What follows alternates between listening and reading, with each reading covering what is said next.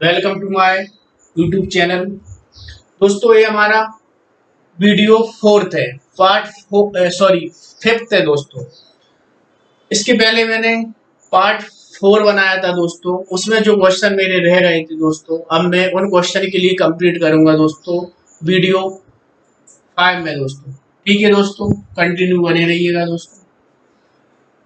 बिंदु P त्रिभुज ABC का अंतःकोण है तथा कोण BPC 150 हो तो एंगल ए का मान ज्ञात कीजिए। जैसा दोस्तों बोल रहा है क्वेश्चन में, सेम वैसा डायग्राम बनाना है। इसके लिए ABC, वो क्या कह रहा है, बिंदु P अंतः केंद्र की बात हो रही है तो इसके अंतः कोण भी होंगे दोस्तों। अंतः कोण होंगे तो बिंदु P उसका अंतः केंद्र होगा। वो कैसे बनेगा, जब कोण समद्विभाजित करेंगे दोस्तों, तो इधर क्या बनेगा P दोस्तों।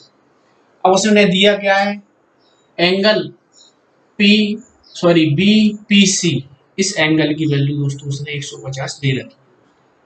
देखिए दोस्तों, जो हमने चौथा पार्ट में जो पढ़ा था दोस्तों, पहले उसने एंगल ए की वैल्यू दी थी और इसके लिए निकाला था, P के लिए निकालना था। अब उसने उल्टा कर दिया, एंगल P की वैल्यू दे रखी है और एंगल ए मींस ऊपर वाले की वैल्यू निकालना है दोस्तों।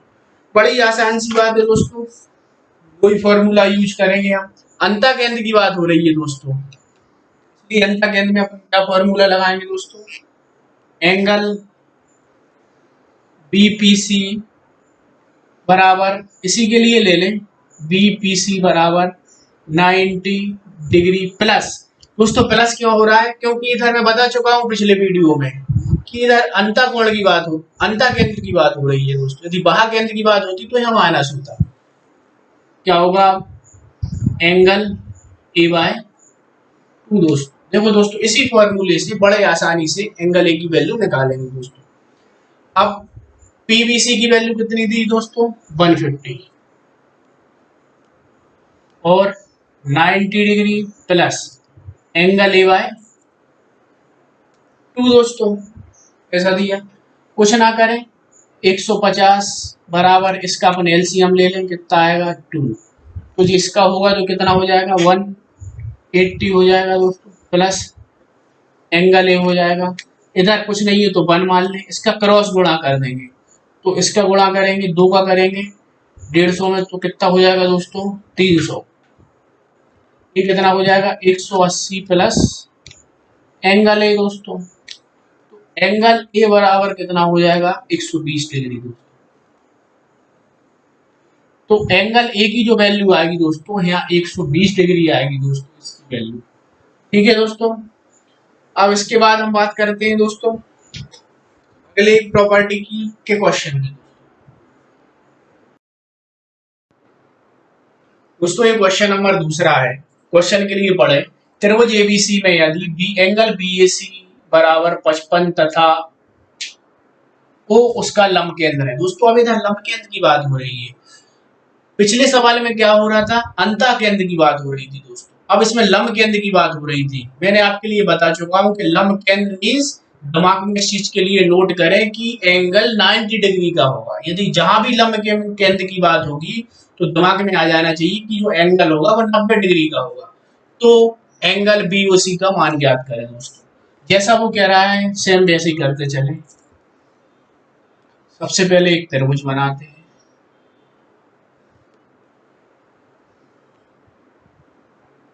A, B और C दोस्तों।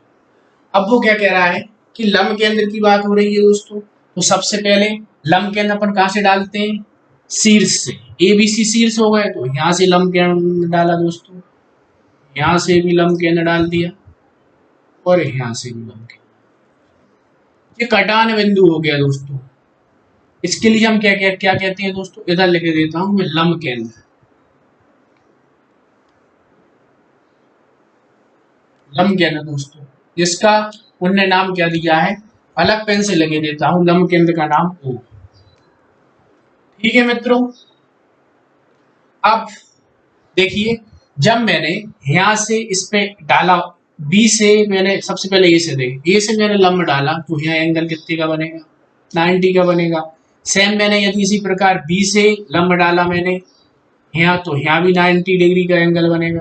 ठीक इसी प्रकार मैंने यहाँ से डाला, इसे डॉटेड के माध्यम से लिख देते हैं। ये लंब केंद्र दर्शाया है और कहीं कुछ नहीं है, डॉट के माध्यम से। और ये यहाँ से यहाँ तक दोस्तों क्या है, इधर भी 90 का एंगल बनेगा दोस्तों। ठीक है, अब उन्हें दिया गया क्वेश्चन में बी ए सी, मीन्स ए की वैल्यू दे रखी है उन्हें कितनी, 55। यदि इधर सही ना दिख रही हो तो मैं इधर लिख देता हूँ 55 डिग्री। ठीक है दोस्तों, अब निकालना क्या क्या है, बी ओ सी, बी ओ सी का मान निकालना है दोस्तों। अब इस चीज के लिए हम कैसे निकालेंगे दोस्तों, अब आप ध्यान से समझें उस चीज के लिए। देखिए कैसे समझेंगे दोस्तों, ध्यान से बिल्कुल नजरें टिका के देखें आप। एक और दोस्तों, अब क्या हो गया, ए बी सी और ए त्रिभुज हो गया पूरा, और ए इसके लिए ई और एफ में नाम दे दूंगा।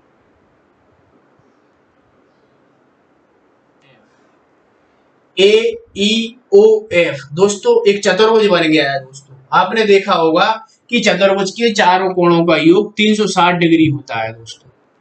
इस चीज के लिए दिमाग में नोट करें दोस्तों, ऐसे क्वेश्चन को सॉल्व करने के लिए, क्योंकि ए ई ओ और एफ, मतलब अब बात हो रही है इतने की, इतने एरिया की, तो चतुर्भुज है, चतुर्भुज के चारों कोणों का योग 360 डिग्री होता है। अब इस पूरे चतुर्भुज का योग 360 डिग्री होना चाहिए दोस्तों। देखिए कैसे होगा, हमारा ये कितना हो गया, 55 हो गया दोस्तों।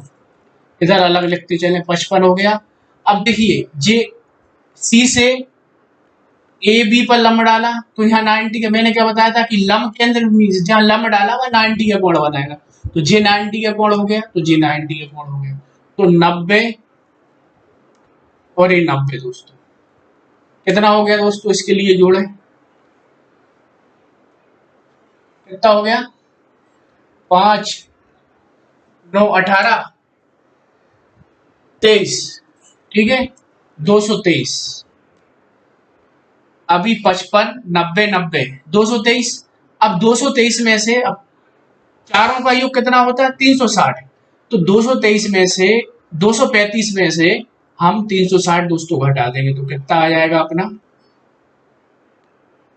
125 दोस्तों। अब यहाँ ये कितना आ जाएगा दोस्तों 125, आ गया 125 दोस्तों। अब देखिए मैं आपके लिए फर्स्ट में वीडियो में बता चुका हूं कि सम्मुख कोण आपस में बराबर होते हैं। बी ओ सी की वैल्यू पूछी तो ए वाला एंगल पूछा है, ए पर 125 है तो ए भी 125 होगा, इसलिए दोस्तों मैं लिख सकता हूं एंगल बी ओ सी बराबर 125 डिग्री दोस्तों। ऐसे क्वेश्चन को समझने के लिए दोस्तों जो मैंने लंब केंद्र का फंडा बताया है उस चीज का ध्यान रखना दोस्तों। लंब जिस बिंदु पर गिरेगा दोस्तों वहां पर अपना वो एक अलग प्रभाव छोड़ता है, उस प्रभाव में उसका जो एंगल होता है वो 90 डिग्री का होता है।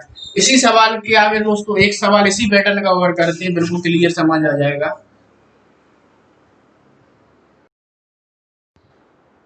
ये तीसरा क्वेश्चन लेकर आया हूं दोस्तों, वो भी लंब केंद्र का क्वेश्चन है जो पिछला क्वेश्चन कराया था। क्या कह रहा है, त्रिभुज एबीसी, जैसा वो कह रहा है वैसा करो। त्रिभुज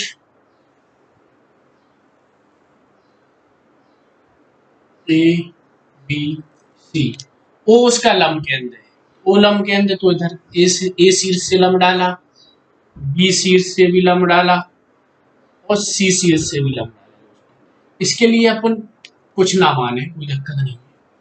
ओ उसका अलग पेन से लिखता हूं, ओ उसका लंब केंद्र है दोस्तों, लिखता हूं देखने के लिए, ओ ये इसका लंब केंद्र, ठीक है। अब वो क्या कह रहा है, एंगल बी ओ सी, बी ओ सी की वैल्यू दोस्तों उसमें कितनी दे रखी है 140। अब निकालने को क्या कह रहा है, बी ए सी। अब देखें दोस्तों अपन कैसे निकालेंगे।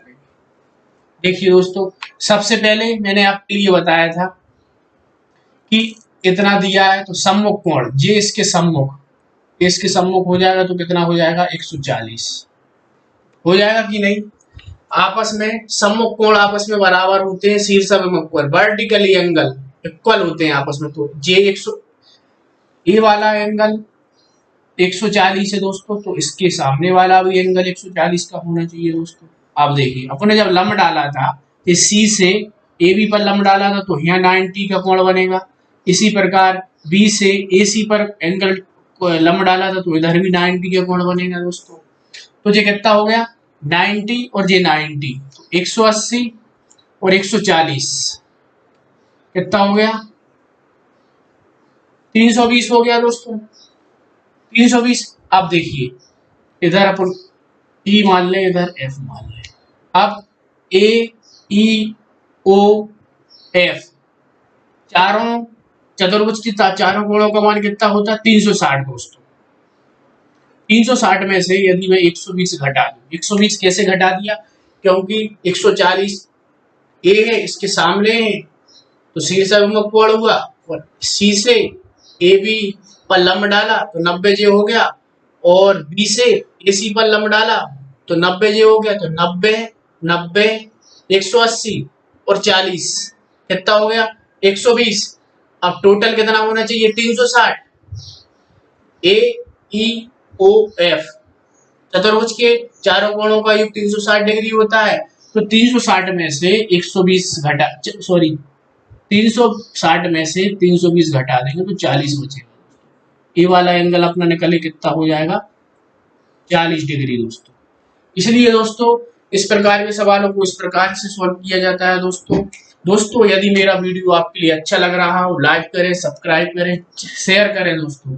जिस सवाल में आपके लिए दोस्तों डाउट हो कृपया मुझे कमेंट करके बताएं, मैं आपके लिए तत्काल सॉल्व करके दूंगा दोस्तों।